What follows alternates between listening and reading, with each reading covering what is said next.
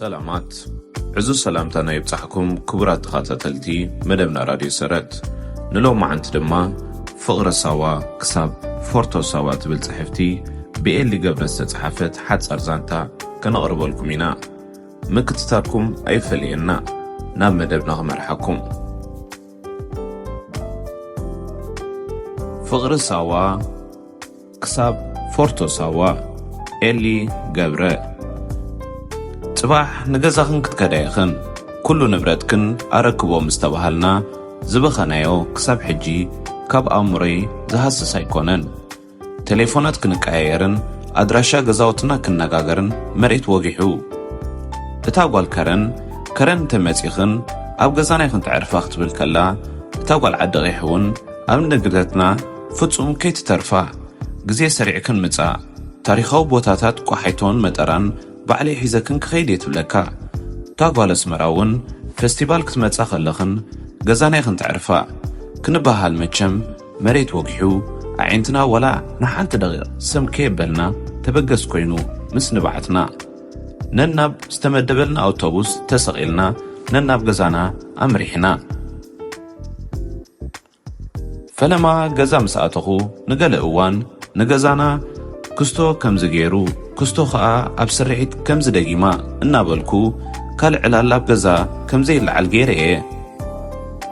نزرخب كوسب بزعب علمتنا فلي فتسامتات تعليم أبي قرقعزو زكاتم زنبر معكاسن أبسوا زسمعكو جوكن معلال فلي بهتا يفتر اللي نيرو مستمرتن كالوانيناتن تذكرتات سوان دك مسرعين إنها سسمتيو لومي أسانا دا إذا متيهت بزعوة سوا انتي تذكروا لك مسبلا نقنا 14 عمت ندحري تمليسة سئلتات سوا كم نايت مال فتسامة أبا أمري كم سلايد شو كحلف جميرو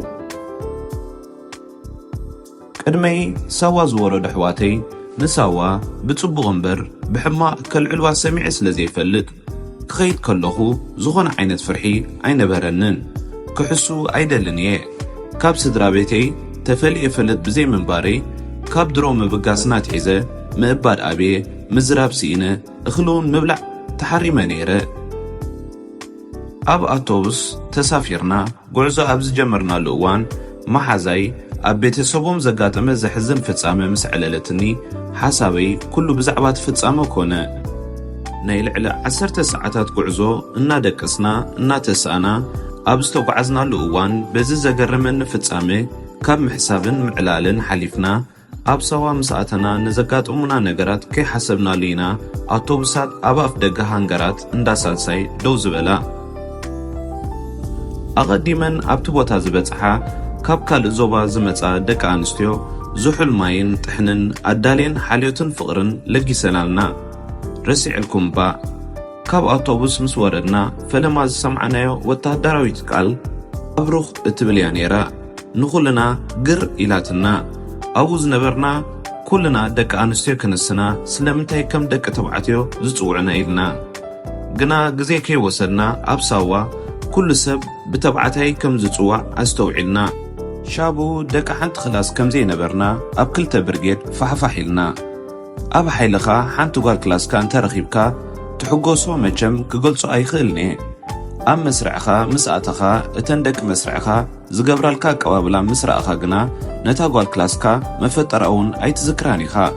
كنيات فستيوال بمبارو كلتا سومو زخون ساوا كابجاف نابجاف كفلتا عدل رخيبناينا فستيوال تزازيمو تعليم مستجمرة قنا نزتو سنوان كاچوچو زيبولو سبدارقا عين برن مسقزي كلو تلميدو باشا بطولوني فيسكا كينا فحه كلنا كابدك أسنا نغيحنا تحنا ساتينا ميليتارينا عاتقنا نقويا تدالينا نتسنح باشا بطولوني دحيرو لومس دونكي خايلكن كيتا تسانت راي نابلة كدقللنا جميرو زكيرة نتن توازيتن تعرماتن دك غانتاي زكيرة نتا أب كلاس بمرفاد أب بيت مرتباركا بزحوان صدرات زوعو زنبرت أرسيما نأرسيما زفلتا دكت مرتا أبسوا أبغزي تعليم مسرعيا أرسيما كان مساعد شمونتا كاب عرات وريدا يلن بمقرام كتمتا زرف دانيرن أرسيما ኣብ እዋን ጉያን ኤሮቢክስን በቲ መረዋሕ ድምፃ እናኣዘነትያ ንግሆ ኣሎ ሓይሊ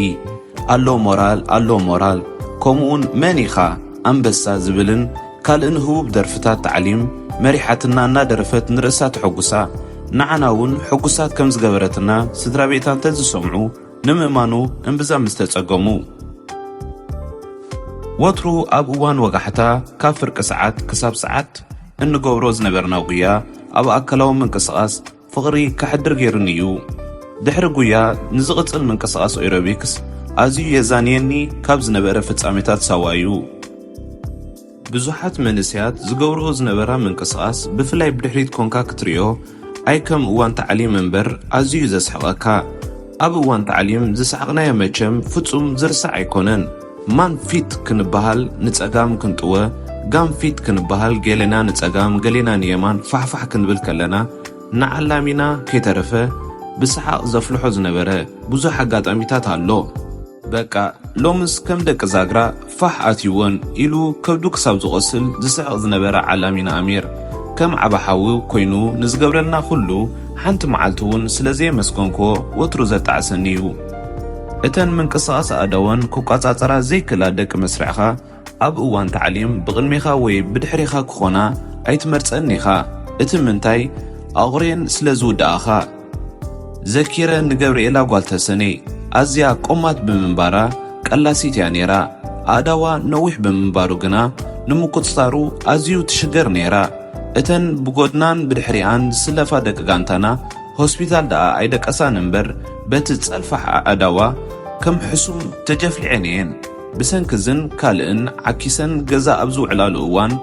ካብ ተዓሊም ምስ ተመለስና ገዛ ጸራሬን ጥሕኒ በትቢጠን መሕፀቢ ሰብነትና ዝኸውን ማይ ቀሪበን ክጽብያና ከለዋ ሕጉስ ንብል ነርና። ኩልና ብዝኾነ ምኽንያት ካብ ተዓሊም ከተበኩር ዘይንደልያ ሰምሃር ጓልቲራቮለ እያ ነይራ። ሃካይን ገዛ ዘይትጽርን መሲላትኩም ከይትህሉ ሰምሃር ገዛ ከም ዝወዓለት ከይሓተትካ ኢኻ ትፈልጦ። ኣቑሑን ነፍሲ ወከፍ ሰብ ተሓጢቡ ኩሉ ነገር ተወዲኡ ዝጸንሓካ ሽግር ሰምሃር ደኣ እንታይ ዶ ትብሉ ኣለኹም? ቁሩብ ምስ ዕረፍና ሎሚ ኣብ ተዓሊም ዝተምሃርክኖ ኩሉ ምንቅስቓስ ኣርያኒ ኢላ ተካል ምሸት እያ ተምስየና። ንሕና ክንድቅስ ንደሊ ንሳ ድማ ነፍሲ ወከፍ ዝሓለፈ ሓድሽ ምንቅስቓስ ክትላመድን ኣርያኒ ክትብልን ተረባሪብና ነምሲ። ኩሉ ሰብ ማዕረን ክቡርን ምዃኑ ዝተረዳእኹሉ ቦታ እንተ ነይሩ ሳዋ እዩ። ድሕሪ ባይታኻ ብዘየገድስ ኩሉ ሰብ ብማዕረን ብዘይኣድልዋን ይተሓዝ። ኣብ ቅድሚ ዓለምትና ኩልና ማዕረን ኣገዳስነትን ነይሩና። እዞም ናይ ሰው ዓለምተይ ንኹሉ ሰብ ብማዕረ ክኽብሩን ብሓደ ኣጠቓምታ ክርዩን ኣብ ህይወተይ ዓብነት ብመቐይሮ ገይሮም እዮም። ሕጂ እውን ዘኪረ ንራሄል ኣምቸ ነታ ወክመን ሒዛ ኤርፎን ኣብ ኣዛና ሰኪዓ ትውዕል ዝነበረት ራሄል ኣብ ኣዛና ኩሉ ግዜ ኤርፎን ስለ ዘሎ ንዝመሓላለፍ መልእኽቲ ፍጹም ኣይትሰምዖን እያ። ሕጊ ብዘይ ምኽታላ ድማ ወትሩ ትቕጻዕ ነይራ። ራሄል ዕላላ ምስ ኤርፎናን ዲያርያን እዩ ነይሩ። ዲያርያ ሓቒፋ ብደርፊ ኣስቴር ኣወቀ ክትቅዙም ትውዕል ነይራ።